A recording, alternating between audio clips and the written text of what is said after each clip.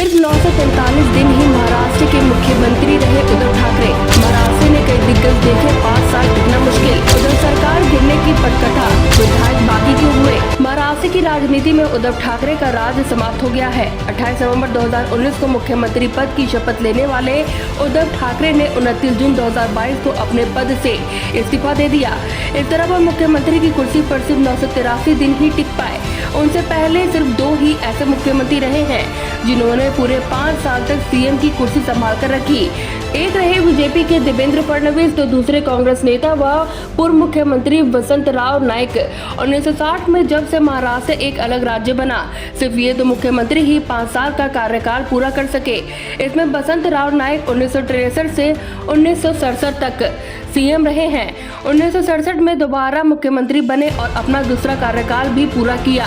वही दूसरी तरफ देवेंद्र फडणवीस की बात करें तो वे 2014 से 2019 तक मुख्यमंत्री की कुर्सी पर काबिज रहे।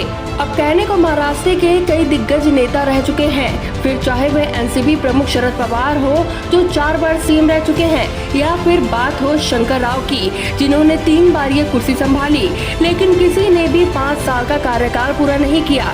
किसी न किसी कारण इन सभी ने समय समय पर अपनी सत्ता गंवा दी। इसी वजह से महाराष्ट्र की राजनीति में सिर्फ सरकार बनाने पर काम खत्म नहीं होता, सीएम अपना पूरा कार्यकाल करे, ये एक अलग ही चुनौती रहती है। सीएम उद्धव ठाकरे की ही बात कर ले तो वे ठाकरे परिवार की तरफ से पहले मुख्यमंत्री थे। ऐसा आगाज उन्होंने किया था। कहा जा रहा था कि वे अपना पूरा कार्यकाल समाप्त करेंगे, लेकिन सरकार बनाने के बाद से ही समय समय पर उनकी सरकार के सामने तमाम चुनौतियां आई। विचारधारा में समझौता करने की वजह से हिंदुत्व के मैदान में टिके रहना तो शिवसेना के लिए पहले ही मुश्किल साबित हो रहा था। इस सब के ऊपर जब महाविकास अघाड़ी सरकार के मंत्रियों पर भ्रष्टाचार के आरोप लगने लगे, जमीन पर स्थिति और जटिल बनती गई।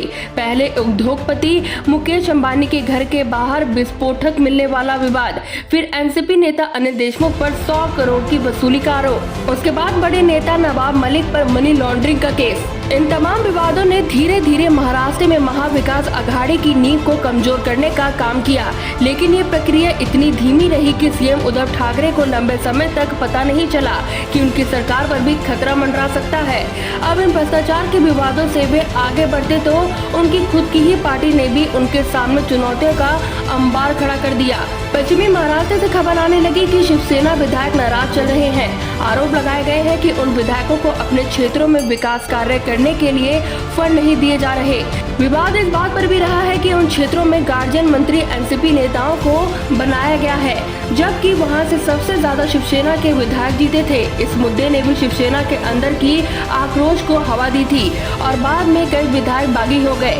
वैसे बागी विधायकों की नाराजगी की एक वजह ये भी मानी जा रही है कि सरकार ने एनसीपी को ज्यादा बड़े मंत्रालय दे दिए हैं, फिर चाहे वो वित्त मंत्रालय रहा हो या फिर सिंचाई मंत्रालय। ऐसे में टकराव की स्थिति लगातार और कई बार पैदा होती रही। इसके अलावा कुछ मौकों पर बागियों को ऐसा भी प्रतीत हुआ कि एनसीपी शिवसेना पर हावी होने की कोशिश कर रही है। अब अगर एनसीपी जमीन पर ज्यादा सक्रिय दिख रही थी तो इसके भी अपने कारण माने जा रहे हैं। सरकार बनने से पहले एनसीपी को उस समय बड़ा झटका लगा था जब अजित पवार ने बीजेपी से हाथ मिला लिया और अगले दिन डिप्टी सीएम के रूप में शपथ भी ले ली। वो सरकार तो नहीं चला पाए, लेकिन एनसीपी को एक संदेश स्पष्ट मिल गया था। उन्हें अपने तमाम विधायकों कार्यकर्ताओं को एकजुट करने की जरूरत थी। इस वजह से जमीन पर संगठन को मजबूत करने पर पूरा जोर दिया गया।